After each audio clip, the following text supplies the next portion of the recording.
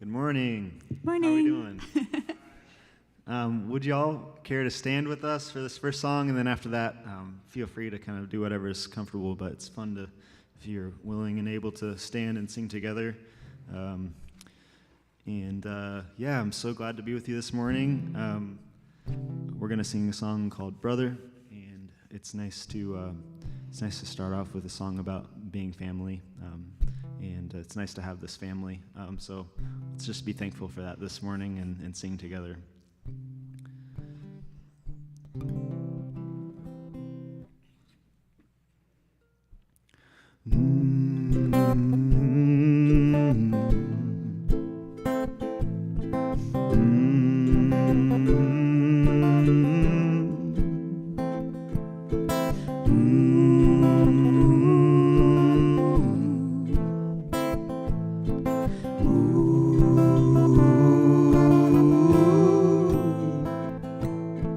When I look into the face of my enemy, I see my brother, I see my brother. When I look into the face of my enemy, I see my sister, I see my sister. When I look into the face of my enemy, I see my whole family, I see my whole family. When I look into the face of my enemy, I see my whole family. My flesh and blood, they're a part of me.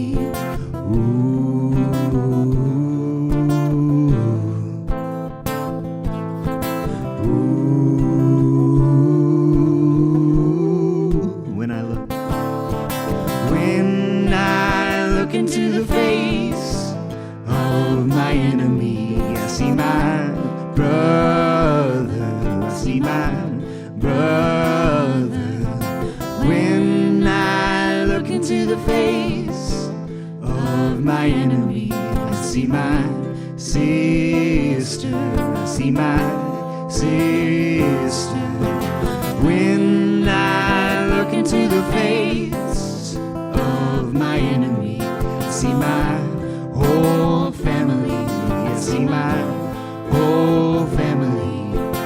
When I look into the face of my enemy, I see my whole family. My flesh and blood, they're a part of me. Forgiveness is the garment of our courage, the power to make the peace we long to know.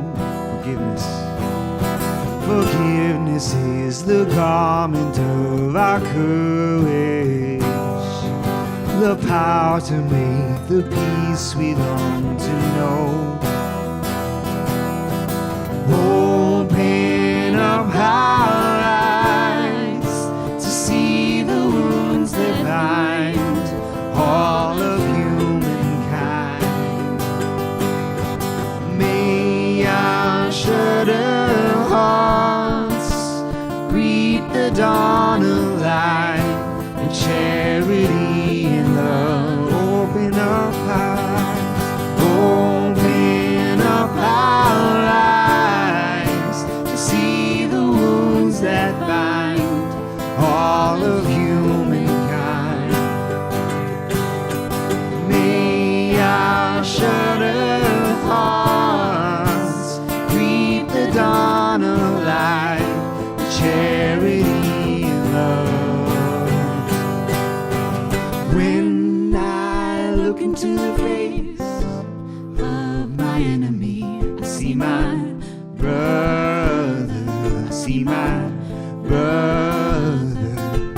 When I look into the face of my enemy, I see my sister, I see my sister. When I look into the face of my enemy, I see my whole family, I see my whole family. When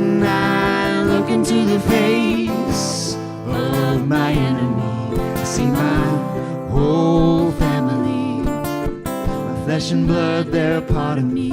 See, my whole family. My flesh and blood, they're a part of me.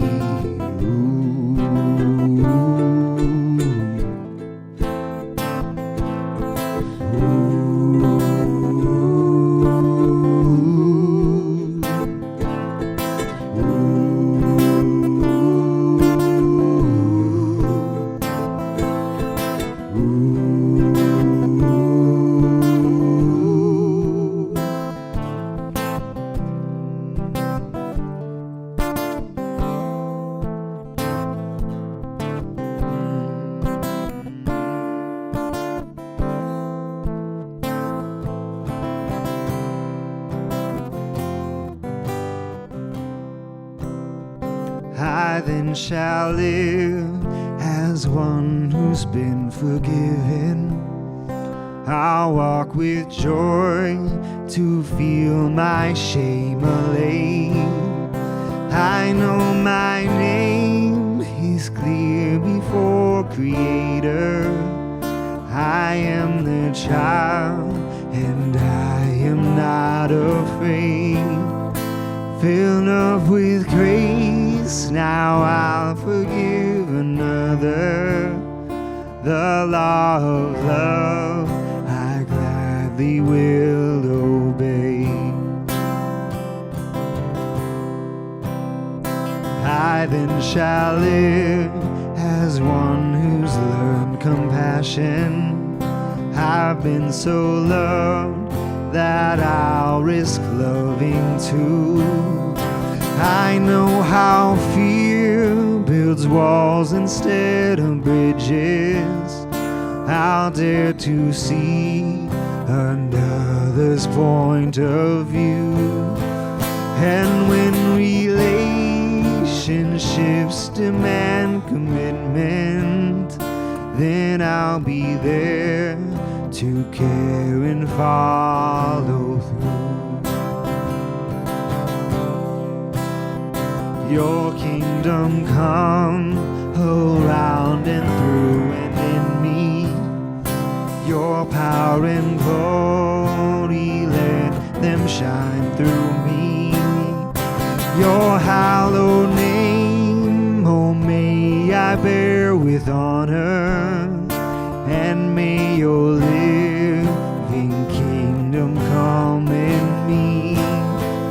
The bread of life, oh may I share with honor, and may you feed a hungry world through me, and may you feed a hungry world through me. God, thank you for just teaching us, wiring us, creating us to offer compassion and forgiveness to one another. So often we don't offer that even to ourselves. And so help us to do that for ourselves, and then that we would have so much left over that we wouldn't be able to help but kind of spill it over into the people around us. That's my prayer for us this morning as we continue to sing.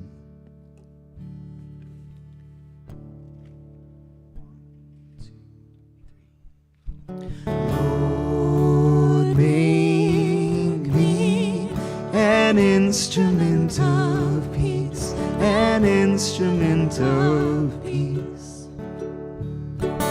Lord, make me an instrument of peace, an instrument of peace. Where there's hatred, let me sow love. Where there is darkness, let me sow light. For in the giving we shall receive, and in the dying we're given life. Oh Lord, make me an instrument of peace, an instrument of peace.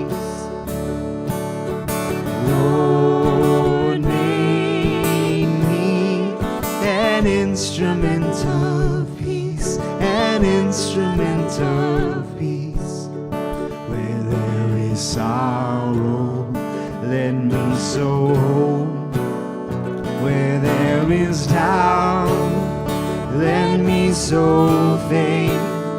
Where there is injury, your pardon give, your consolation to those in pain. Lord, make me an instrument of peace, an instrument of peace. Lord, make me an instrument of peace, an instrument of peace. Amen.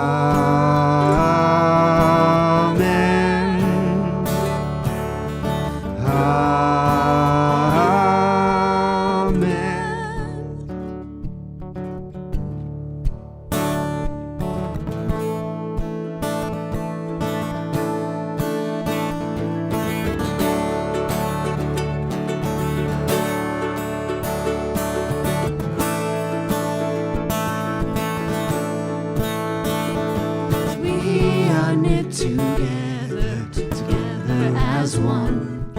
Where you're going, I will go. Underneath the shelter of this love, we will walk each other home. You'll be home to me, I will be home to you.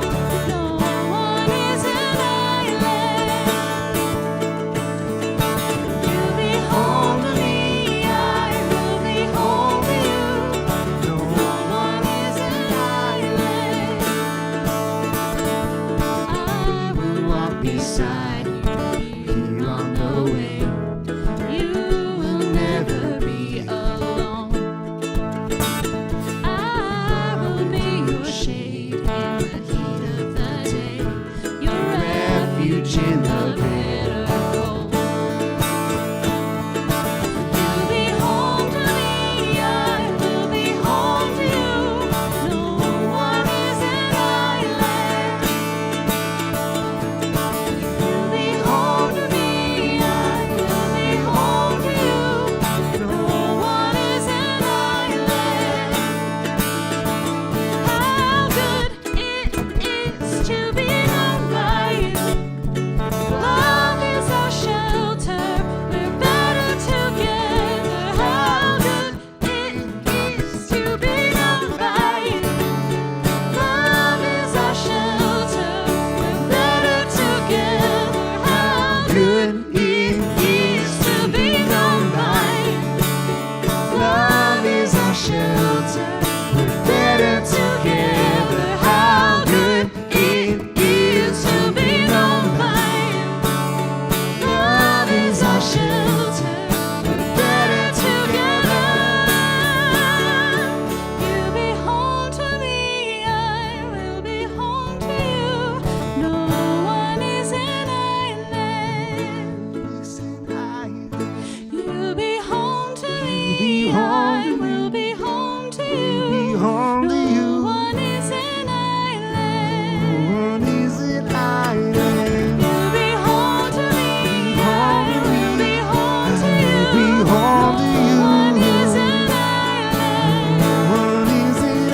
island. You'll be home to me, I will be home to you. No one is an island. You'll be home to me, I will be home to you. No one is an island. You'll be home to me, I will be home to you. No one is an island. You'll be home to me, I will be home to you. No one is an island. Amen. You can be seated.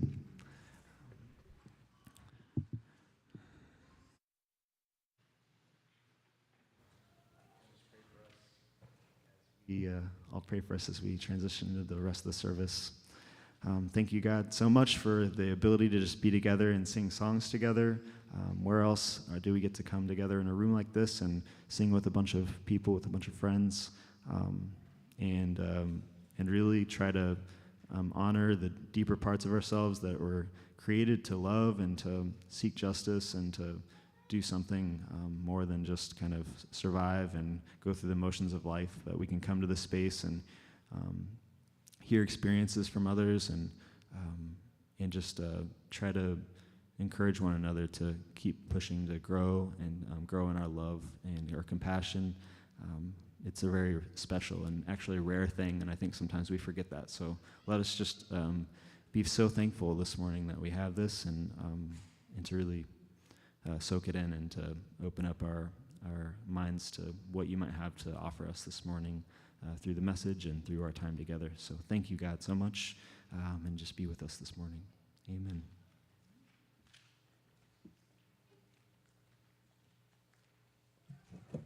Amen. Thank you so much, Teal and Rebecca, for the music this morning.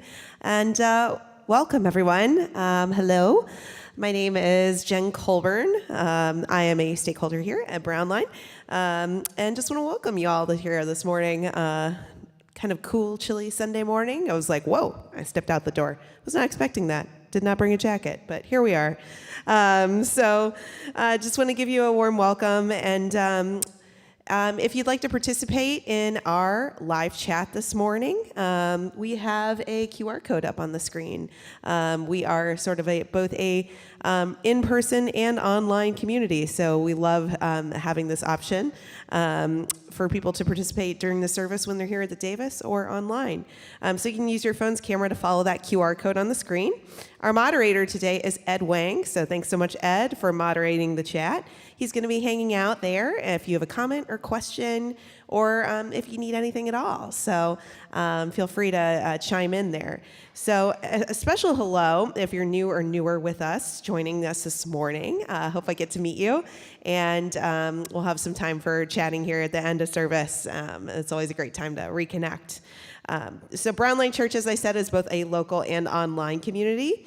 It's based here in Chicago, but drawing many from beyond Chicago each Sunday. So if you are joining us from afar, or maybe you're home in Chicago, tell us where you're joining us from this morning. We'd love to hear from you.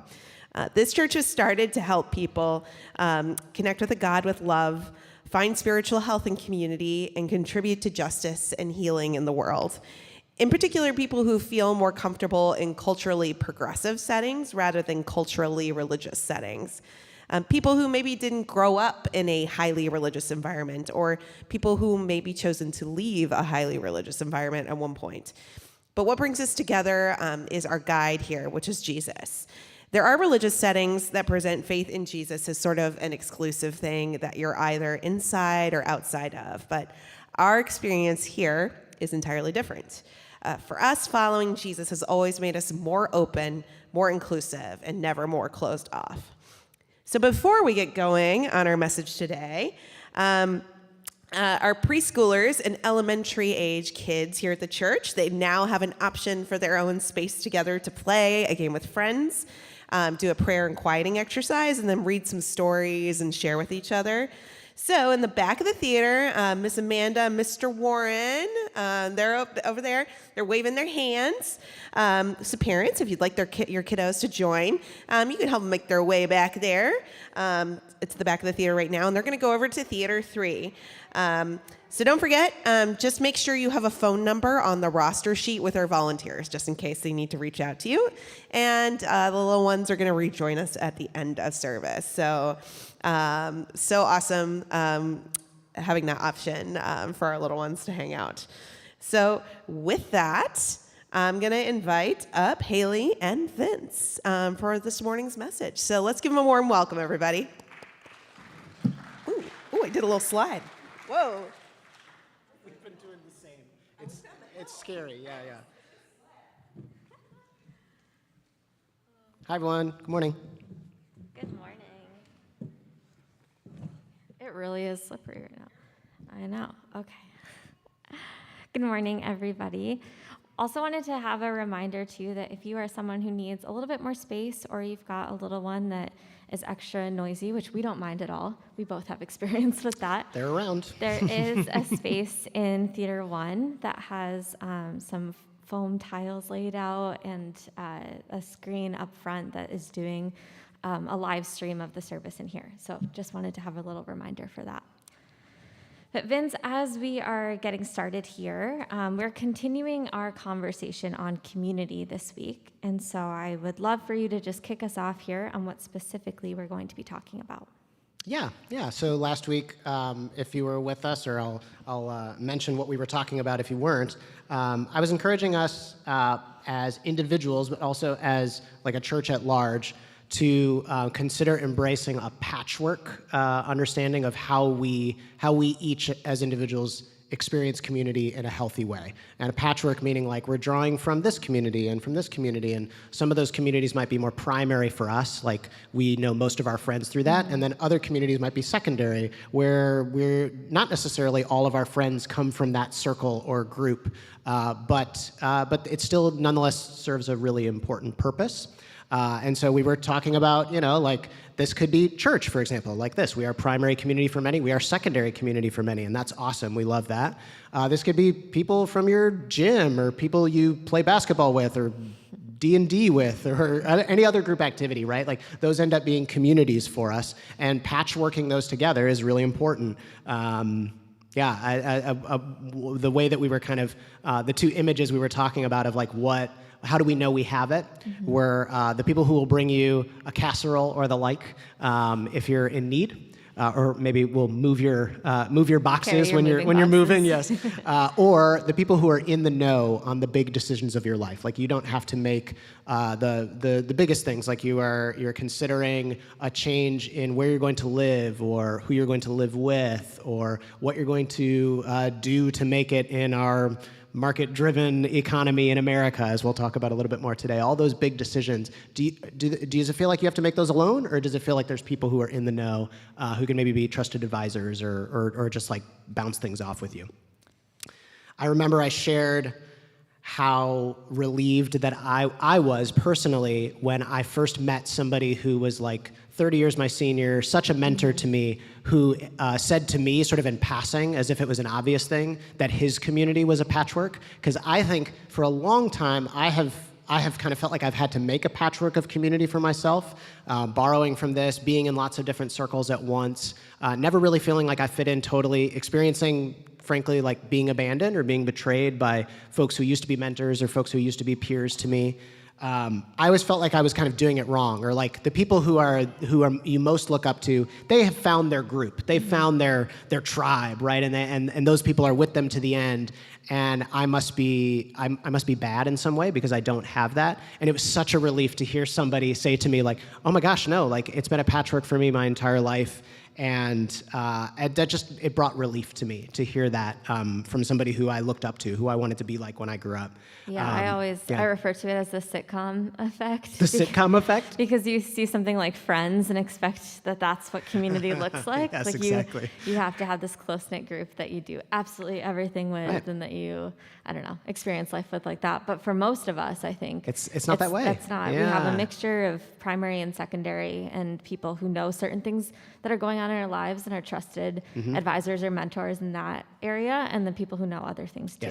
Yes, yeah, and importantly, allowing our church to be able to tell both kinds of stories in terms of what it means to connect here.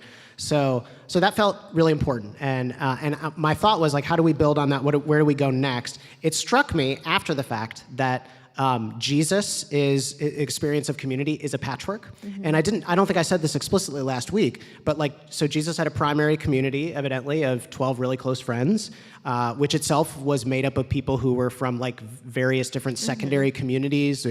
Some of the interesting things of historical background when you read the Gospels is the different sects within Jewish Roman culture at the time that the disciples or Jesus' closest friends were a part of. So they were all part of different secondary communities. And then they had this primary community. Yeah. And then beyond that, it seems like Jesus himself had tons of secondary communities. There's these little pictures of going to the house of Martha and Mary and Lazarus, and they know him already. Like, he stayed there before, I guess. So he has all of these like different communities that make up what an experience of healthy community was for Jesus himself. That stood out to me. Yeah, I love that builds on what we were talking about last week. So let's talk a little bit about framework for today that we're going to work through. Yeah, so I thinking that, like, okay, we're embracing that, we want that, we're all trying to figure out how do we patchwork it together. That's what I want all to be in all of our minds as we're talking about this. What I want to dig into is what are the obstacles to that happening, given that we live in modern America. There are unique obstacles because of the culture that we live in. There is no culture that doesn't come with obstacles. Like, I don't want to like pretend that like we could go and move somewhere else and there'd be no problems. There always will be problems. That's just what it means to be alive and be a person who is in culture. None of us are not. But it's worth, I think, unpacking and digging into those unique obstacles when we live in America.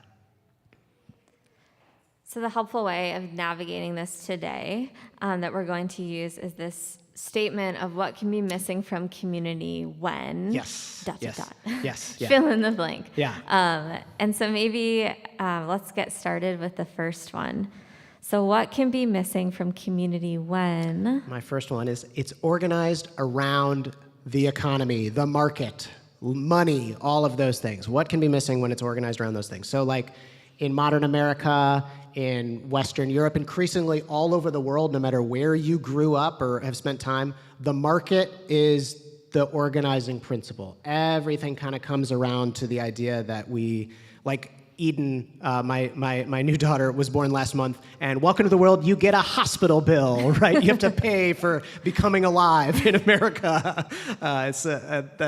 We ask like little kids, like, what do you want to be when you grow up? Which is not necessarily a bad question, but it just kind of points to this idea that like everything is kind of organized around how do you contribute to the market? How do you, that we're not necessarily asking like, what, maybe we are more so, and maybe I'm hoping to do this as a parent, like what values do you want to live by, or what kind of person do you want to be? But just the default is what do you want to be when you grow up? And that's been the case. And I mean, I just think about the fact that we ask like 18-year-olds to select where they will live and go to college and select a major that determines where they will be in the market, what role will they play. All of that just kind of it solidifies this fact that like the market is our organizing principle. That's what we organize life around. Yeah, I saw this video recently on TikTok, which is a funny thing.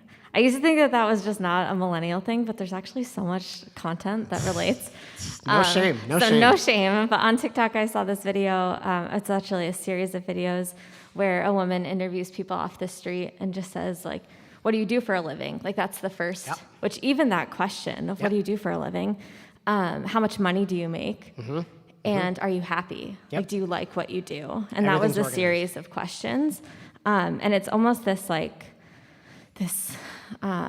subconscious ranking system of hearing people's titles and what their salary is and ranking them based off of that, but that becomes the organizing principle of how we view people's lives and how we view community as well. Totally. I think hierarchies and, and where am I in the pecking order, trying to figure that out, where's this person in the pecking order, totally. I mean, if we talk about power and privilege and race and all of those things that play into the way the market organizes everything, I think the way that this, we could probably talk about this for a long time, but maybe the way that in particular this affects community and what it means when I'm trying to make sure that I have a healthy experience of community is like,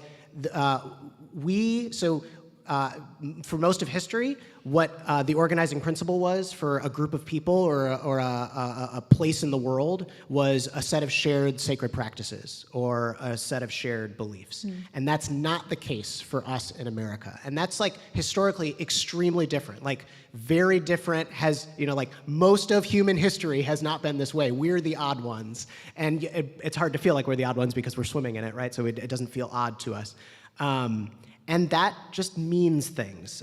Again, I don't want to say that it's like, there's another way to do things that would be perfect, and having everything organized around a shared set of beliefs can leave people out, right? I mean, this is the source of a lot of religious violence and anger over the centuries, right?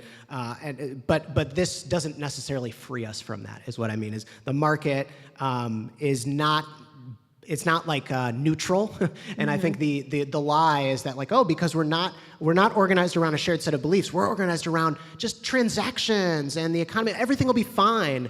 But it's actually like everything is not fine. Like there's more injustice than ever. There's more like stratification and people left out and situations left out than ever. And so I don't think that everything is just fine living in the market. This is why we need to talk about it, because people being left out majorly affects how we end up experiencing community, whether we're the person leaving somebody else out or we are the one being left out. That hugely impacts things. So maybe to tie this into like a simple way to put it, what I would say is the hardest part for experiencing a healthy community for an individual when life is organized around the market is that community is downstream from all the other things that you have to do to fit into the market. So like what you're gonna do for a living, where you're gonna live, and what stuff you're gonna buy.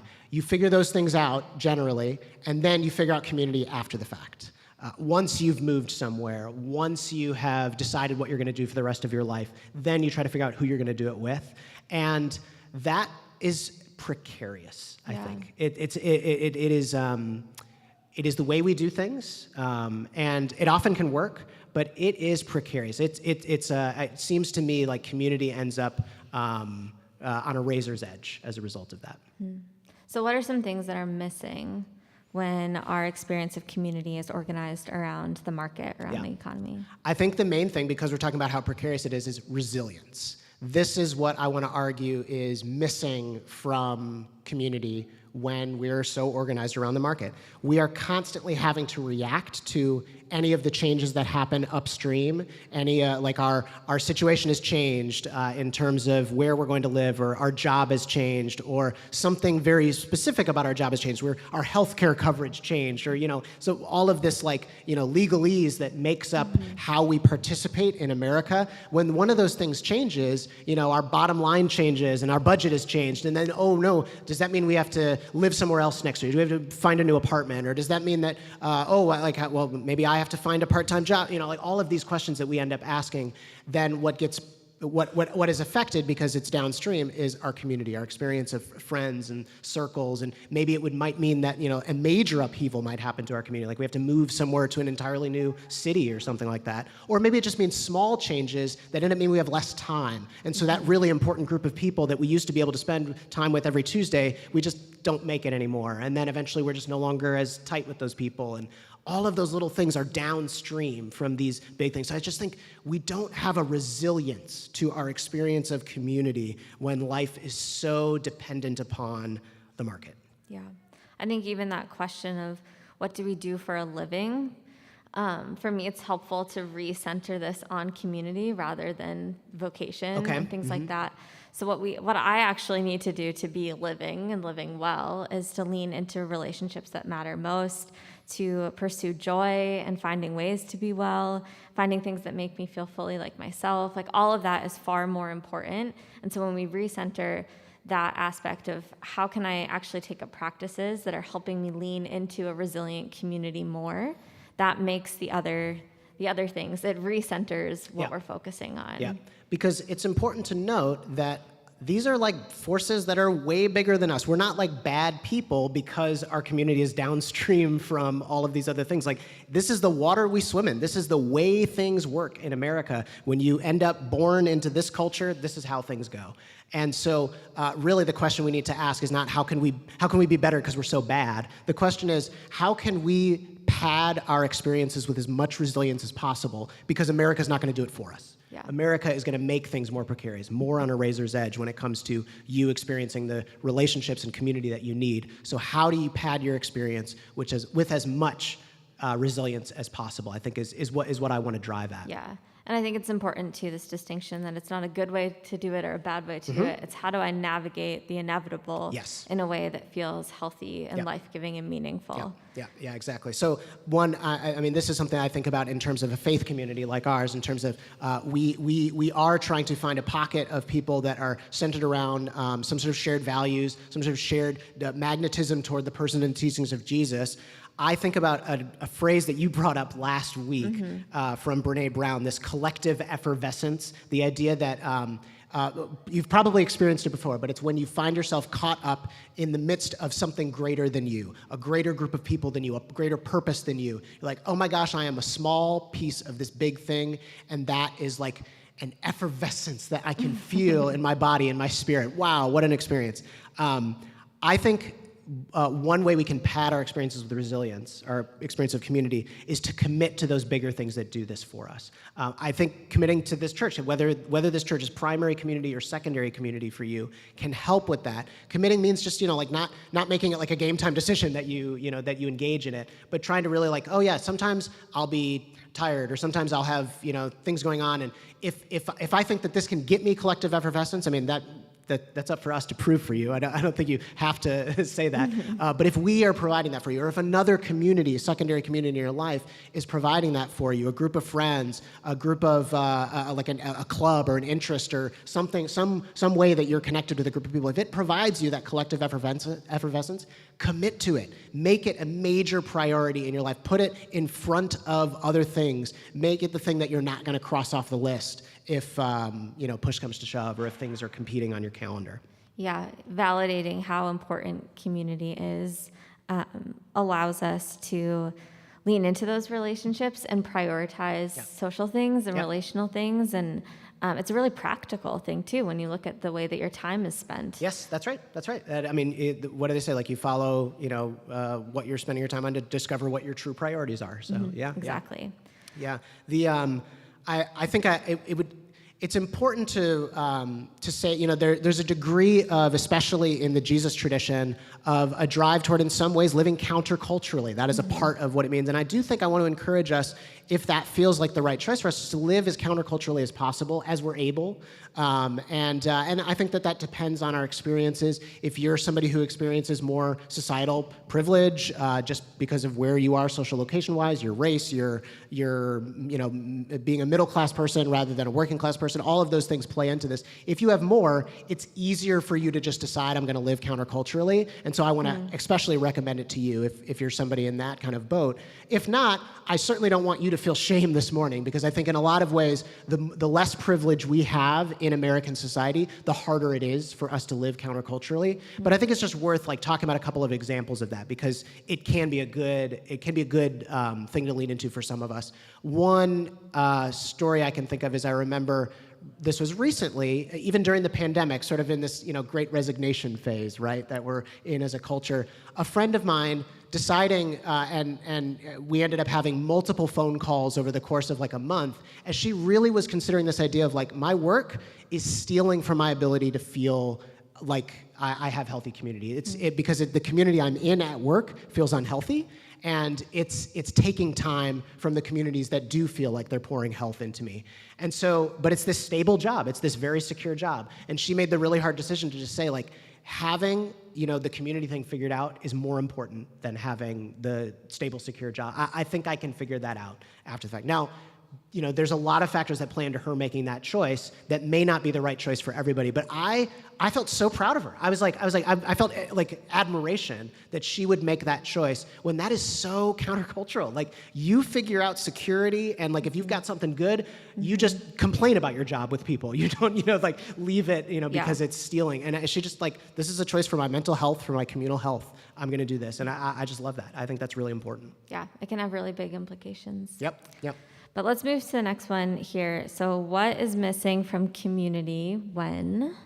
It is dictated by too many algorithms, all right? So algorithms, boy, they're everywhere, right? Yeah, this is a new kind of thing in life, and sort of in the last 25 years since the internet has become everywhere.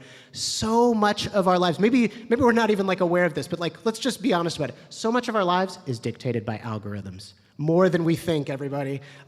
Algorithms determine the websites that we see when we search on Google. It determines what ads we see when we watch things. Most importantly, it determines the topics of, for today, it determines the topics and the people that we see on social media, The videos that pop up on TikTok. How about that? And again, the reason I want to bring this up is not to moralize anybody. I don't want to tell everybody that here is the way to avoid algorithms because, man, I figured it out and you all suck. I don't have that message because I don't know how to do it. But what I want to say is that our experience of community is more likely to be missing joy and gratitude when it's dictated by too many algorithms. We are more likely to be missing gratitude and joy in our community. Because we think about this, like algorithms, the way they work, like what makes them successful on the terms of algorithms is that they keep your attention. And what keeps people's attention the best? There's literally research on this. It's two things, fear and outrage. That's what keeps our attention the best. So even though I think one thing, to be honest, is like we might actually experience a great deal of connection because of algorithms, connection that we wouldn't experience before, and that's a great thing. Like I think there are wonderful, wonderful things about the richly connected world that we have as a result of things like social media. But what happens is our experience is disproportionately mediated by fear and outrage. So you just think about like what happens to your psyche, what happens to a group of people when they don't have a well-balanced diet of what makes community happen. It's not like, oh, there's some complaints, but there's also like triumphs and joys that are shared. No, it's all complaining. It's all things that stoke your worst suspicions. It's all things that make you most upset. There's no well-balanced diet. What that does to individual people and what that does to groups of people is not healthy, right? Like that's I mean, to be entirely serious, that's dangerous. We have seen that become dangerous in our world recently, right? So this is a really, really important thing, that gratitude and joy are just going to get squeezed out if if our communities are too dictated by algorithms. So what do you think we can do if it feels like for us that joy and gratitude are missing and that we're stuck in that fear and outrage bubble or echo chamber, however it's helpful to describe? Yeah, I think that the best way to think about this is, we're not here to be perfect. We're not here to. I think there are countercultural things that we can do, but we cannot expect us to just be I don't know, I think living in this world is well, I'm just not going to be affected by those things. Or even telling yourself the narrative of yeah, I'm not a social media person or something like that. I don't know if any of us can be that. We participate in this culture, even if it's not me personally. We are a social media person because it just the tentacles are everywhere. And so really what we should just try to do is, I like that imagery of padding our experience best we can, padding our experiences of community with gratitude. We just need to be really intentional about it. And so I think about just regularly a practice for my family is we just say I think we need to be intentionally thankful for a little bit. And we even have a name for it. Can we do some intentional thankfulness? That's what we say. And it's starts for coffee. It always starts with coffee for me. I'm thankful for coffee because it's got to start with small things, right? Yeah. And but then it grows. We're thankful for the little smile that we got from Eden. She's starting to smile. That's cool. We're thankful for the hilarious, mispronounced word from our 3-year-old. We're thankful for. Hey, I'm thankful for that I get to end a lot of my nights watching basketball because it's been the NBA playoffs and that's super fun and I enjoy that. It grows from there. And then intentional thankfulness, I just think it's a practice that we do a lot in this church. So I think if this church is a part of your patchwork community, I just think we want people to be thinking about gratitude because this matters to us. I just think gratitude is going to get squeezed out if we just go with the motions of American life. Yeah, gratitude lists for me and writing them down and everything has been really grounding, especially in really difficult seasons. I think about Barbara Brown Taylor's question in practice that I've brought up before. We did this a couple of years ago or something. Yeah, it was a little while back. Yeah. But the question that she offers is, what's saving your life right now? Yeah, that's good. And so you collect a list of things. I actually have an ongoing note in my phone where when I see something that feels really meaningful and life-giving, even if it's there was one time I was riding the bus and we passed this house that had super tall sunflowers. And so I put that on the list of what's saving my life right now. And so it can be big things, but it can also be a collection of small things too. And I think that's helpful to navigate all of this is the choices and changes you make could be really big and profound, and it can just be a series of small things that feel like they're grounding and helpful. That's a really good practice. I really like that. Yeah, me too. I'll offer one more, just that's sort of like a less preventative measure and more like a what do you do in the moment. When big news hits, make a phone call to a friend before checking in on social media. I just think you will likely still feel outrage or fear when that big news hits, but you will also feel warmth from a friend. And that's just really important because, again, outrage and fear is sometimes very appropriate. Like, I mean, there are lots of things to be outraged about. There are lots of things to legitimately be afraid of.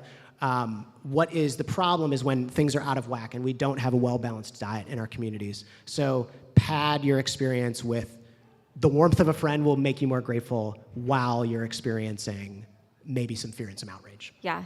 That instead of social media can be really isolating. So instead of turning there to turn to something that feels more communal, Yeah. it's just really Yeah. helpful. Yeah. Yeah. But let's go to this next one here. What can help us understand community a bit more? Like what feels missing? What's going on if? Our community is curated or streamlined to remove messiness.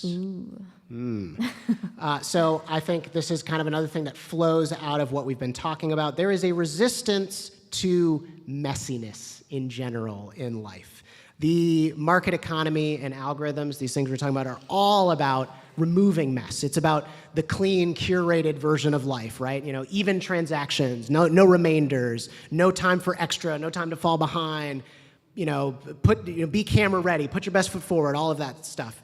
And these preoccupations, I think, present problems to our efforts to patchwork a community together for ourselves, because healthy communities are just messy. They really are. Yeah, and I think this is important for us to just be eyes open about. Healthy communities are messy. Messiness is a feature and not a bug. I think, you know, people trying to do their best and tripping over themselves, that's a part of community, right? Mm-hmm. Like romances starting, sometimes awkwardly, you know, like romances ending, sometimes really painfully. All of that is a part of community. People with differences in personalities, people with differences in social locations and levels of privilege and power in society, people with differences in parenting styles, people with differences like expectations in terms of comfort, stage of life, generation, all of that. You know, importantly for our community, differences in religious experiences and backgrounds. We're okay with that. We try to say that out loud so people are not like, does everybody believe the same thing here and I'm the only one who's left out? Like all of those things and all of those people bumping into each other and sometimes that not going super great is messy, but it's a part of community. It's okay. It's nothing to be afraid of. It's a good thing. Yeah. It's If I the can say real that. thing. It's the real thing, yeah. It's not the filtered or curated version. No, and so I struggle with perfectionism. So I think I innately try to fight this truth. I will try to like convince myself, oh no, there's no mess. Like we're actually all on the same page. It's all good. Everything's fine. Everything is fine, right? Everything's fine. You know, and which is that's my own coping mechanism. I think other people, maybe you have the perfectionistic tendency, or maybe you're more like, I don't know, maybe you're more fatalistic. And so you look around and you see the mess and you're just like, does nobody see this mess, man? I don't need this. Everybody's a hypocrite. I'm just gonna go it alone, you know, I'm out of here. And that's, I think, the other kind of tendency there. But both of those are a resistance to mess. Yeah, I was listening to a podcast a while back, and the person being interviewed was talking about how communities are most formed by the questions they're asking, not the answers they arrive at. And so that was really profound to me, to think about how we ask questions with one another communally is a lot more important in navigating the mess than coming to a collective, everybody's on the exact same page type of answer. Yeah. Or I think back to the Anne Lamott quote that I brought up last week of don't compare your insides to everyone else's outsides. Yes. Because your insides are super messy and all over the place. And everybody else's outsides and are all everybody curated. else is Yeah. curated and filtered and things like that. So it's a lot of pressure when you feel like people are put together, they're bouncing back from some type of experience faster than you are, and you know your own inner mess. So instead of separating those out and compartmentalizing, embracing other people's mess is a really healthy thing to do. It's a humanizing thing to do. I think that's exactly right. So what I think, what I want to say is what we miss out on when community is overly streamlined or overly curated is to remove the mess. We miss out on opportunities for growth. We miss out on humility. We miss out on transformation. We miss out on like becoming and overcoming things that we never could have previously imagined we could. I remember a time when I was trying my best to include someone in one of my communities, and I tripped over myself and just hurt them. And I remember they called me out on it, and we were stronger for it, not weaker. Yeah. Like, Even though it can be really uncomfortable. Even though it was uncomfortable and it was scary, it was so good because we handled that. We trusted that we could handle it. The mess was not something that made us run for the hills. The mess was something that made us press in further. I remember a time when I was in a space with multiple other parents and our kids, all of whom I was in a community with. And our differences in parenting styles, like, it felt like it was reverberating off the walls. It was so clear to me how different our styles were, and I could sense, like, I feel like I could sense it in the air, the silent judgments and passive aggression, including my own, right? That was there and hanging, and I wish that we could have turned the dial down on all our insecurities and talked about it, but we didn't. We couldn't get there, and this is that time I look back and I just think we were so afraid of mess, and I wonder what a healthier version of Vince and a healthier version of these friends of mine, like what we could have done. And maybe we could have talked about that and not stayed so stuck. Or I just think about like on our church's front, like I remember earlier in the current school year that we're in, during the standoff between Chicago Public Schools and Chicago Teachers Union, our church has people on both sides of that standoff pressed and put in extremely difficult situations that feel outside of their control. And I felt the messiness of that. I felt it because I'm the convener of this community. It's like, oh my gosh, and we have people, and they're supposed to be enemies right now. And I felt like, there's a liminal space here. I think about Jesus' like most startling command: love your enemies. Yeah. Like that is it's loving your enemies and seeing how that changes you. We don't ever get that opportunity if we run away from mess.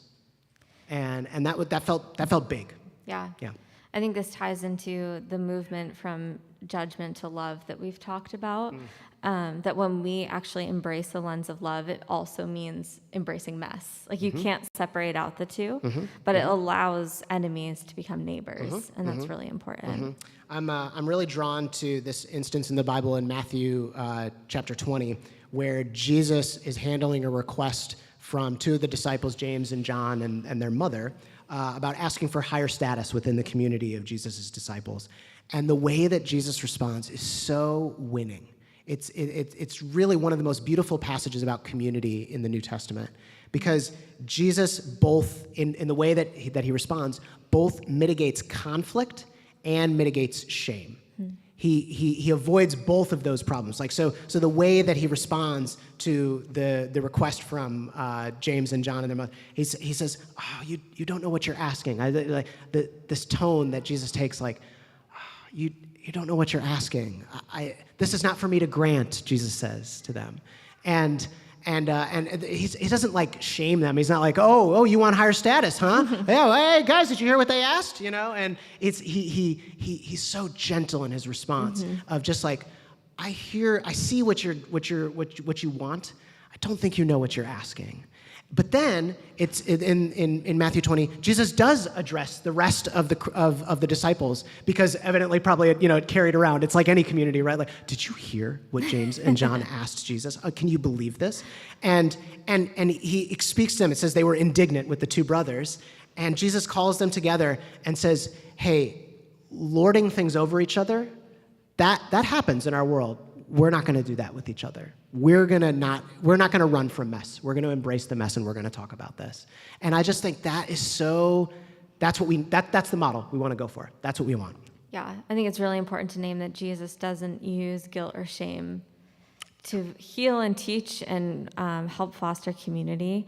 And so we can't be shaming, whether it's for ourselves or with others, when we're trying to shape community. That leaning into mess means letting go of shame.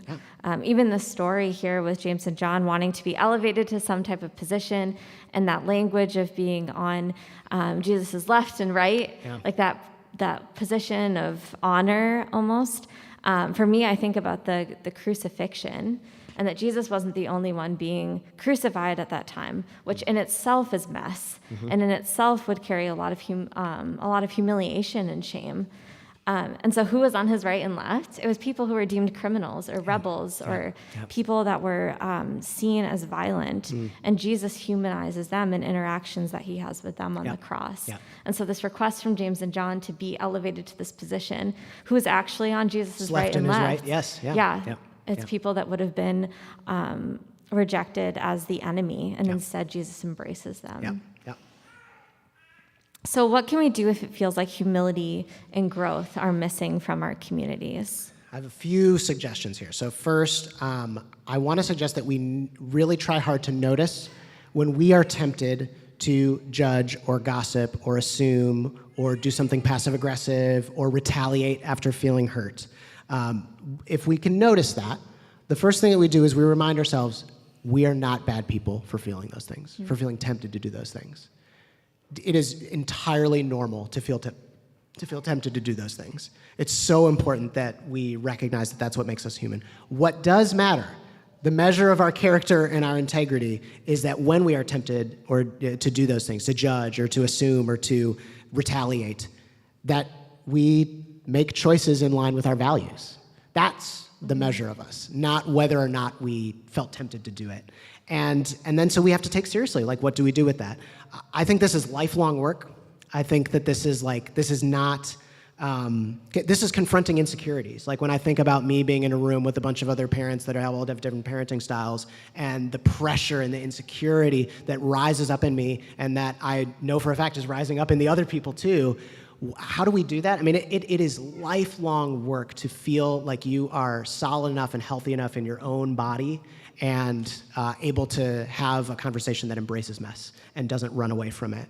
But we can get better at it. And I think about what the wording that we were working all of our Lent experience here as a church of, we live ourselves into new ways of thinking. The only way for us to get to a better place in terms of how we feel like able to combat our insecurities and have those hard conversations and not run away from us. The only way we get there is by practicing, by trying and seeing how those choices to live a different way can slowly rewire the way that we think. Yeah, something that my therapist had said in a session a while back that's really stayed with me is this idea that sometimes you think thoughts and sometimes thoughts think you. Like you don't have control over what you're thinking, and what pops up in your brain might be really judgmental or passive aggressive or shaming or whatever it may be. But what matters most is the actions and the choices that you make from there. Yes. How you're going to engage with those thoughts, and whether it's going to be something that leans into the messiness of community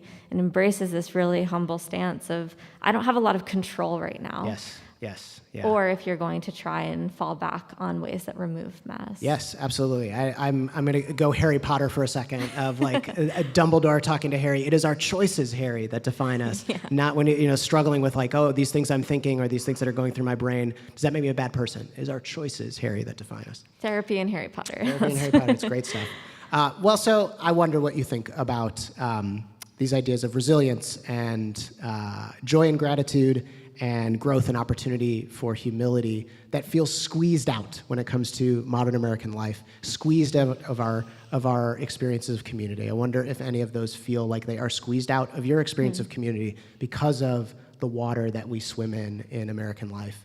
I want to pray for us along those lines. Get yourself in a comfortable space. And if you'd like to close your eyes to help you focus as we pray, that'd be great. Or if you find a spot on the wall that helps you just kind of block out distractions, that works too. But try to get yourself in as least distracted a place as possible, and I'll pray.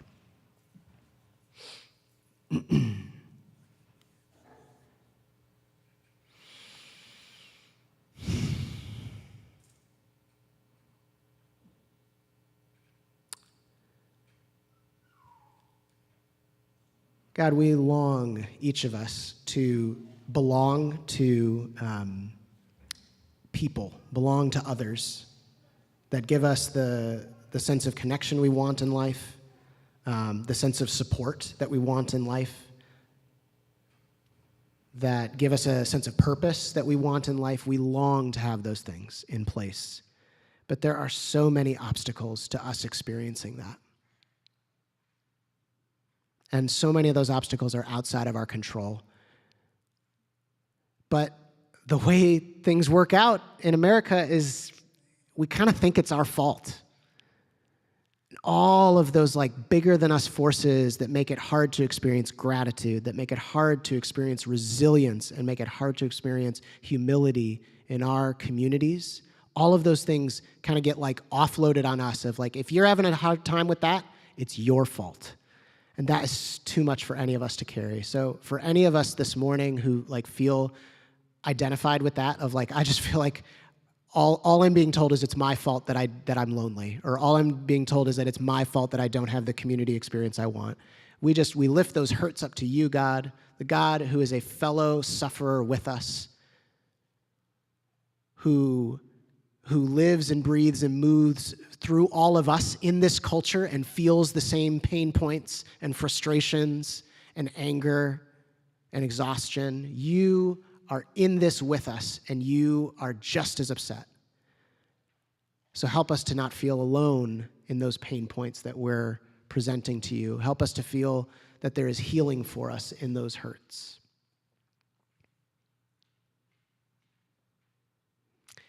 And for those of us who are just so moved and stirred by what we're talking about and these things that might be missing, because we like long to share what we have. We have a little bit of like, hey, I guess I have more resilience than I thought in my experience of community, or hey, I do have humility, or I do have the joy and the gratitude in my experience of community. I want to share that. What does that look like, God? What does that look like for us to participate in something that's countercultural, or something that is maybe just like what we all need, and it's just not going to happen by default because we have to make intentional choices to make it so? How do we get to participate in that, God? In what ways do we pick up the model that you showed us in the way that you handled the conflict between James and John and the other disciples? In what ways are you encouraging us to be people that just like that joy and gratitude follow rather than fear and outrage follow? If there's a way that we can be a part of that, encourage us. Speak to us as we're quiet here, or like as the day goes on today, when our minds are most at rest, that something would just inspire us and a spark in our mind, and we would chalk that up to you, God. And be like, oh, wow, okay, I can do that. That feels exciting. And that we would follow those excitements. We would follow what is luring us toward more good, toward more community. And we would ascribe that to you, God. When we feel that, that is you guiding us into more. And so we just open our attention to that and ask that you would speak to us. In Jesus' name, amen. Amen. Yeah. Good. So good to pray with you all. So good to be with you all. And I hope that talking about community these last couple of weeks, as I mentioned last week, it was burning on my brain. I was oh gosh, I've been thinking about this all of my month off for paternity, and I was just excited for us to go there and talk about these things. So we've opened up a lot of boxes, as we kind of do sometimes when we take more series approaches to talks, and so I think we'll pick up some of those boxes as we go forward and continue to use Discord or the chat to tell us. I look forward to combing through. There's a lot of chat going on today. Just kind of hearing what was standing out to people. What further questions do we have after what we're talking about? We always like to hear your feedback on that to guide what we talk about next as a church. Let me briefly say that if you are new or newer with us, or you're not sure that we have your contact information, the way to stay connected, best way to stay connected, is to get to know us. And so you can follow the QR code that we're going to put up on the screen to fill out our online Connect card. What that will do is it'll get you on our newsletter list, so emails that'll tell you what's going on Sundays, or if there's any other community events going on, you'll find out about it. But also what it allows us to do is Haley and I can follow up with you and get together and get to know you and hear how you've connected with the church, and we can grab coffee or grab a beer or whatever you like and find out how we can serve you better. So we would love for you to pull out your phone and follow that QR code if you haven't already, or if you're not sure that we have your information. The other ways to stay updated is you can follow us on social at Brownline Church, or you can join our private Discord server, which is what we were using for our chat today. If you want to visit our website, there are all kinds of ways that you can learn more just from a passive way about what's going on in our church. What are the songs that we sing? How do I connect with other things that are happening in the community? Can I ask for prayer? We have a financial time of need fund for folks who find themselves in positions that were unexpected. All of that you can access on our website. I'll give a quick financial update, and we'll throw up on the screen how we've been. If you believe in the vision of this church or you get something out of this community, we would love for you to consider giving. We don't have any larger organizations or grants that back us financially. Everything that we're able to do as a church that costs money is because people who believe in this place or call this church their home set aside money and just give in small ways on a monthly basis. So you can follow that QR code if you would like to give. Quick announcement for parents. Next week, we are hoped for, we'll follow up with if this is not the case, but what our hope is that we will have a staffed nursery starting next week. So what that means is currently what we have is an elementary kid space that's during our message, but we, for nursery, for toddlers or for infants, we've just had Theater 1, the theater over here at to the left at the top of the ramp, that has the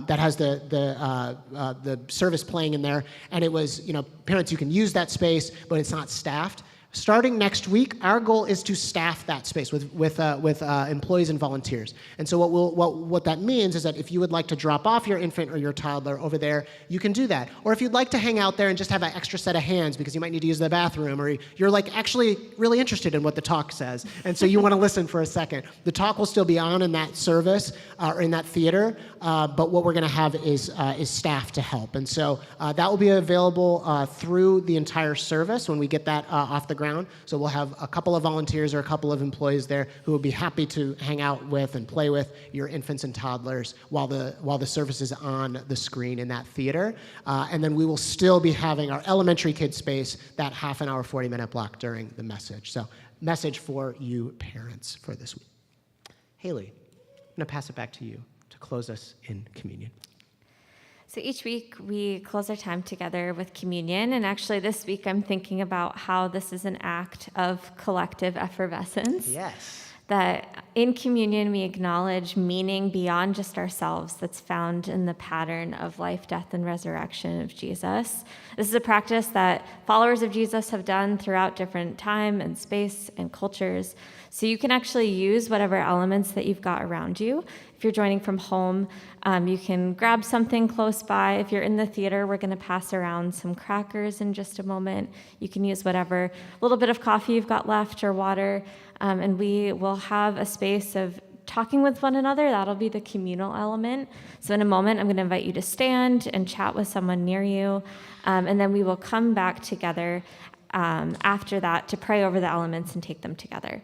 So to help guide the potentially awkward small talk that happens in this setting, or the reuniting with good friends and getting to know people more, we've got a guiding question that you can feel free to answer or ignore. And this week's is, are you doing any traveling this summer? So I invite you to stand, get to know someone around you, and we will pass around some crackers here. And if you are joining online, you can put your answer to that question in the chat on Discord as well.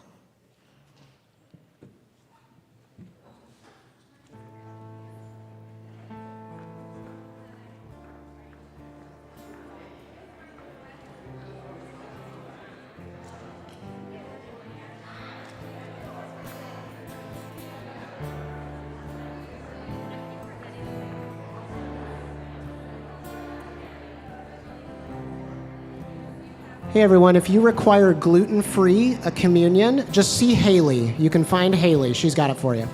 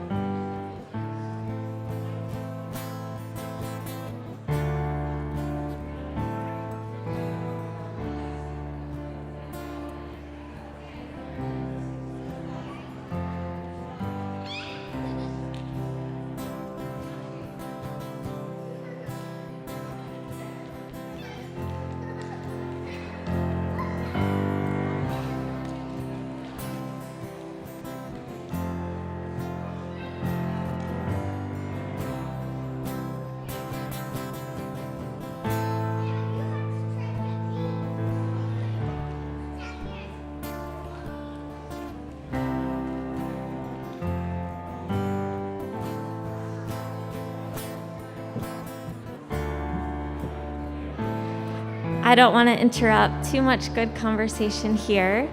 So feel free after the service ends to keep talking with the people you're reconnecting with, or maybe some new folks that you're getting to meet for the first time. But we are going to come back together here and take communion with one another. On the night that Jesus was betrayed, he shared a meal with his community, his messy community. And he broke bread, gave thanks, and said, "This is my body that's broken for you."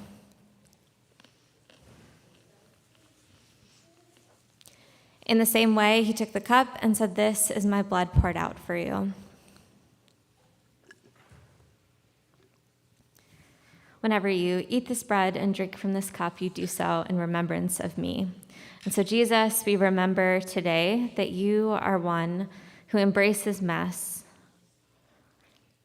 that you didn't curate your community, that your community was not one that was centered on fear and outrage, but that was centered on love, that moved from judgment to compassion, both for people individually and as a collective. And so, God, we lean into that today. We lean into that hope. We embrace the gap of where we are with community now and where we are longing to be. And we ask that you would just be a guide and a companion in the new priorities and the potential restructuring and in the changes and choices we make, in the ways that we uplift joy and gratitude. We thank you for this time and space to be communally together. Amen. Thank you so much for being here online and in person, and we will see you next week.